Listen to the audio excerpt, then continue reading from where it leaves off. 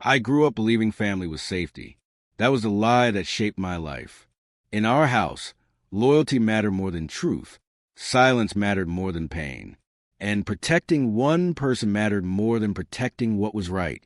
I learned that lesson slowly, the hard way. The one they protected lived among us. He smiled at gatherings and spoke softly when others listened. But behind closed doors, he controlled, lied, and broke people down in quiet ways. I saw it before anyone else did. When I tried to speak, they told me I was mistaken. When I pushed harder, they told me to stop causing trouble. I was young then, still hoping someone would choose me over him. I thought if I showed enough proof, someone would listen. Instead, my warnings turned into accusations against me. They said I was jealous. They said I wanted attention. They said I misunderstood his intentions. So I stayed quiet, not because I agreed, but because I was learning how the game worked. I watched how lies were protected when the truth was uncomfortable. I watched how family meetings ended with excuses instead of answers. That was when I realized something important. If they chose to protect a monster, then one day they would have to face what they were protecting. The first time everything went wrong, it happened over something small. Money had gone missing from a shared account. Not much, but enough to raise questions. I noticed the pattern before anyone else did. The dates, the amounts, the same signature actions repeating. I brought it up carefully. I didn't accuse anyone. I just asked questions. The room went quiet. Then the answers came fast and sharp. They said I was confused. They said I was mistaken. Someone laughed and told me I worried too much. Later that night, I was pulled aside and warned. I was told not to bring it up again. I was told I was damaging family peace. The message was clear. Protect him or become the problem. After that, the missing money became my fault. It didn't matter that I never touched the account. It didn't matter that the numbers didn't match my access. They said I had motive. They said I was struggling. They said I needed help. I watched their faces when they said it. No doubt, no hesitation. They had already chosen their story. And in that story, I was a villain. That night, I didn't cry. I didn't argue. I opened a notebook and wrote down everything. Dates, times, words, actions. If truth needed time, I was willing to give it. From that moment on, I became invisible in my own family. Conversations stopped when I entered rooms. Decisions were made without me. Even meals felt colder. I was treated like a risk, not a person. The one they protected grew bolder. He knew he was safe. He joked more. He spoke louder. He reminded me, often, that no one believed me. Sometimes he did it with a smile. Sometimes with silence that felt heavier than words. I kept watching. I learned how he moved money through other names. I learned how he used family trust like a shield. Every time someone questioned him, another person stepped in to defend him. They said he was stressed. They said he meant well. They said mistakes happen. I started saving records quietly. Screenshots, copies, backup files. I didn't tell anyone. I didn't confront him. I let him think he had won. What hurt most was not the money. It was knowing they would rather lose everything than admit I was right. I realized then that truth alone was not enough. Timing mattered. Proof mattered. And patience mattered most. I wasn't planning revenge. I was planning survival. If they wanted silence, I would give them silence. But silence does not mean forgetfulness. Time passed, and the situation grew worse. More money disappeared. Bigger amounts. Riskier moves. Still, no one stopped him. They covered it up with explanations that didn't make sense. They borrowed. They sold things. They blamed the economy. Every loss somehow came back to me. If something broke, it was my fault. If money was short, I was irresponsible. I became the excuse that allowed them to keep protecting him. I noticed something important during this time. The people defending him were slowly suffering too. Stress lines appeared. Arguments grew louder. Sleep became harder for them. But instead of facing the truth, they doubled down. I almost spoke up again. Almost. But then I remembered how fast they turned on me before. So I stayed quiet and kept collecting. One night, I overheard a conversation that changed everything. Plans were being made. Documents were being adjusted. My name was mentioned in ways that scared me. That was when I knew this was no longer about blame. It was about control. I made copies of everything that night. I hid them in places only I could reach. If something happened to me, the truth would still exist. That thought gave me strength. The final moment of part 1 came without warning. A meeting was called. Everyone was there. Serious faces. Folded arms. I already knew what was coming. They told me I had to leave. They said my presence caused tension. They said I needed time to reflect. No one looked me in the eye. Not one person asked for my side of the story. He sat there calmly, protected, untouched. I didn't fight it. I nodded. I apologized for things I didn't do. That surprised them. They expected anger. They expected tears. What they got was silence. As I packed my things, I felt something shift inside me. I was no longer afraid. I was no longer hoping they would change. I understood now. They chose him. And by doing that, they chose what was coming next. I left that house with nothing but my records, my patience, and the truth. They thought the story was over. They thought they had won. But this was only the beginning. Life outside that house felt strange at first. I moved into a small place and lived quietly. I worked during the day and reviewed records at night. Every number told a story. Every lie had a pattern. The more distance I had, the clearer everything became. I learned something important during that time. People who hide the truth grow careless when they think they've won. He started moving money faster. He trusted the wrong people. He left trails where there used to be none. I kept my head down. I didn't call family. I didn't defend myself. Silence made them comfortable. Comfort made them sloppy. One evening, I received a message asking for help. Money was short again. They needed advice. I agreed calmly. That moment mattered. It proved they still needed me, even while blaming me. I started helping just enough to stay close. Not emotionally, but financially. I asked questions like I was confused. I listened more than I spoke. They didn't notice how carefully I watched. I wasn't angry anymore. I was focused. Truth doesn't rush. It waits until lies collapse under their own weight. The cracks appeared faster than I expected. Bills piled up. Loans were denied.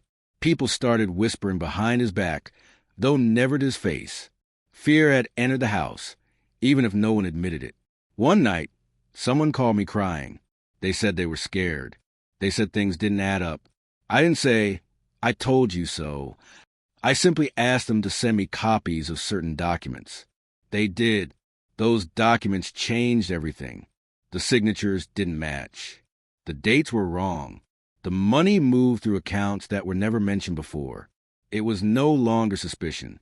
It was clear theft. Still, I stayed quiet. I knew confronting them too early would fail. They were still protecting him. Admitting the truth meant admitting they had destroyed the wrong person. Instead, I organized everything. I created timelines. I highlighted patterns. I backed it all up twice. If truth was going to speak, it would speak clearly. I could feel the shift coming. Lies were getting heavy. People were tired of carrying them. The protected one sensed it too. His tone changed when he spoke to me. He asked questions that sounded innocent but felt sharp. He wanted to know what I knew. I told him nothing. That made him nervous. He started making mistakes. Small ones at first, then bigger ones. He rushed decisions. He trusted people he shouldn't have. Fear had replaced confidence. Family meetings started again. This time, the mood was different. Less certainty. More tension. They still blamed me, but their voices shook when they did. I noticed something else. The same people who once defended him now avoided eye contact. Doubt had entered their hearts, even if pride kept their mouths closed. I prepared for the moment carefully. I didn't want revenge driven by anger. I wanted truth delivered cleanly, without emotion clouding it. One night, I laid everything out on my table. Every document, every record, every lie. I knew then that the ending was close. The call came early in the morning. Authorities had questions.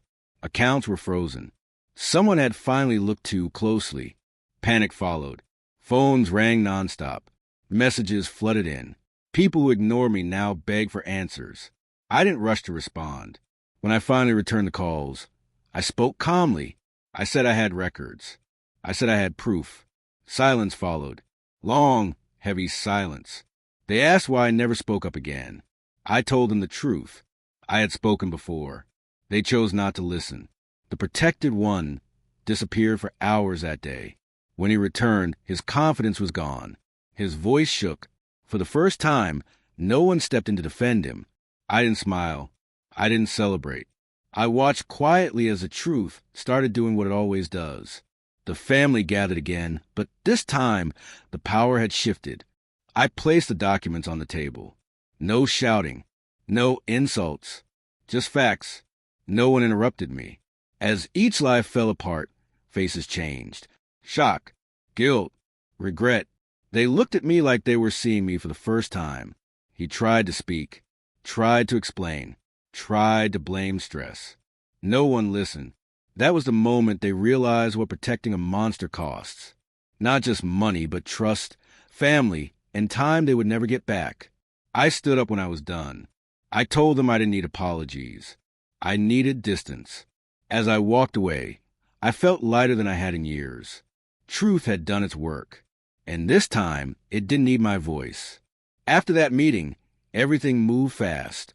Investigators asked more questions. Records were checked again. This time, no one could hide behind family loyalty. I was asked to explain how I knew so much. I told them the truth. I had watched quietly. I had kept copies. I had waited. They nodded. They had seen this story before.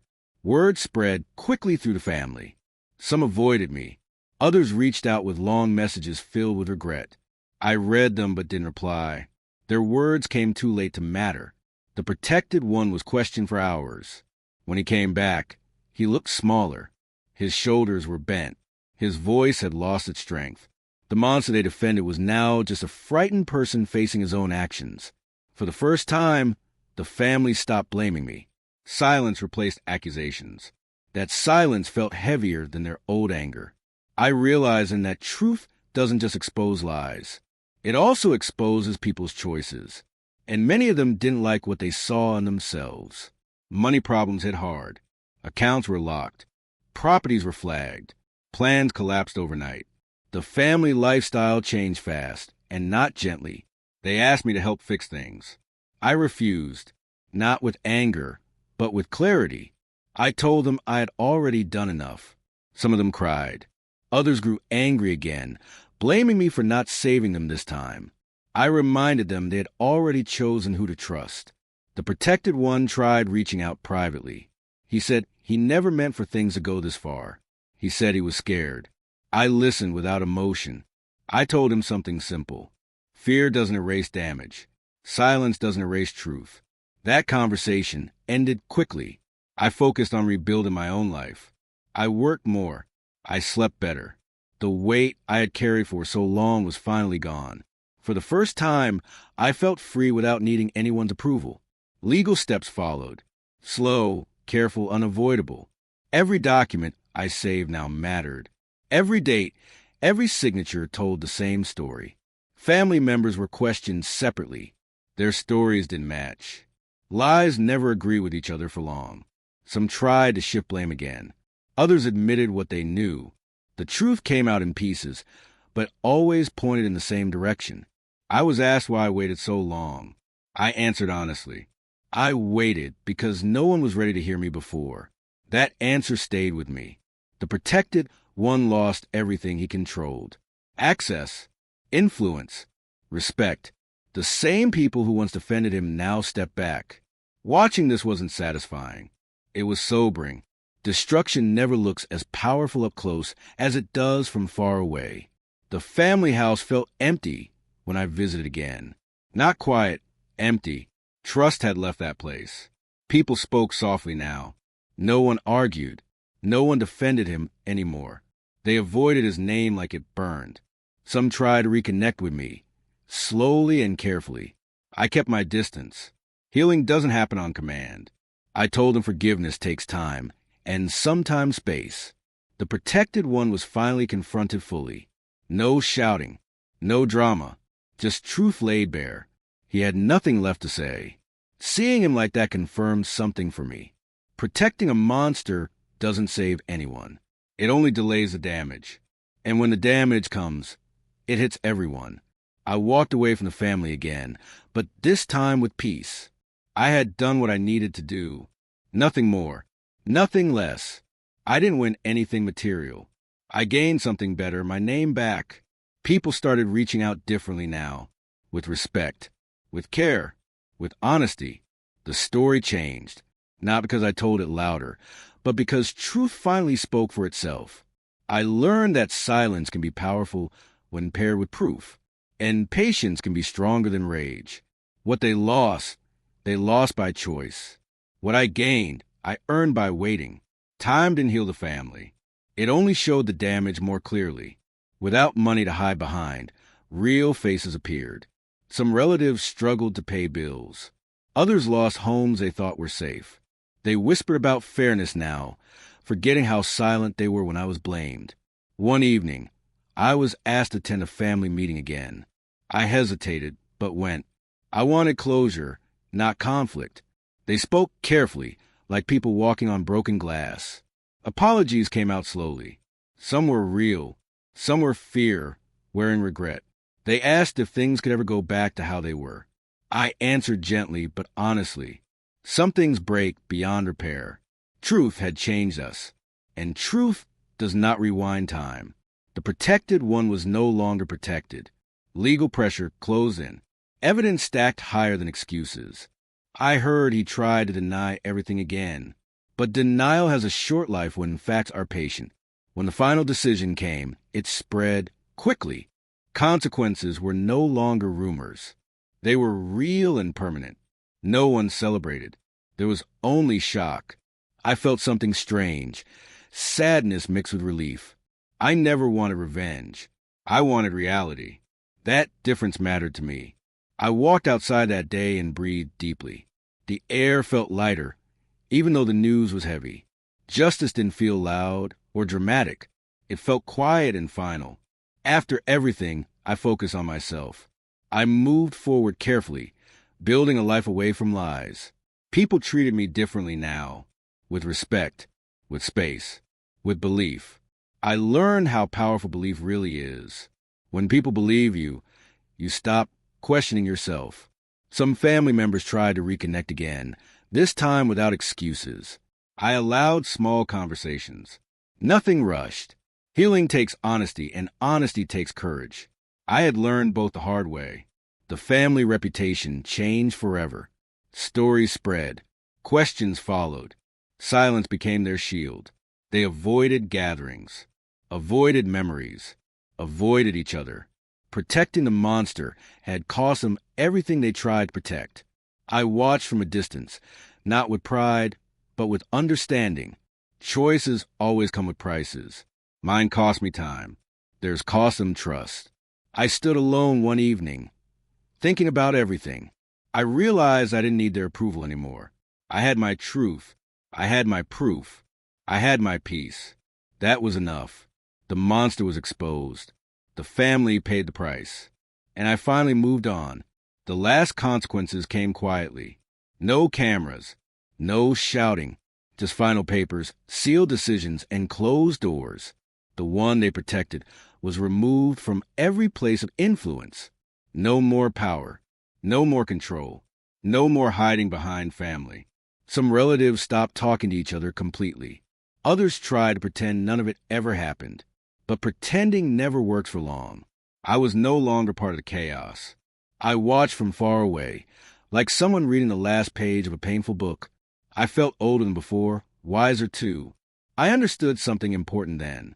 Justice doesn't always come fast, but always arrives exactly when it should. Months passed. Life became simple again. I worked, rested, and rebuilt my confidence piece by piece. I learned to trust my instincts. They had been right all along. Sometimes, late at night, memories returned. The accusations, the silence, the betrayal. But they no longer hurt the same way. Pain loses power when truth stands beside you. I forgave some people in my heart, not because they deserved it, but because I deserved peace. Forgiveness did not mean forgetting. It meant letting go of the weight. One day, I received a message from a younger family member. They thanked me for standing firm. They said my strength taught them something important, that silence protects monsters, not families. I cried after reading that. For the first time, something good came from everything I endured. I looked back at the person I was before everything happened. I barely recognized them. That version of me waited for approval. This version didn't need it. I had survived lies, isolation, and betrayal. I had stood alone when it mattered most. And I won, not by destroying anyone, but by refusing to break. Now, when people ask about my family, I choose my words carefully. I say the truth saved me. My family protected the monster, and they paid the price. But I paid mine too, and I came out stronger. Some stories end with applause. Mine ended with peace. And that was more than enough.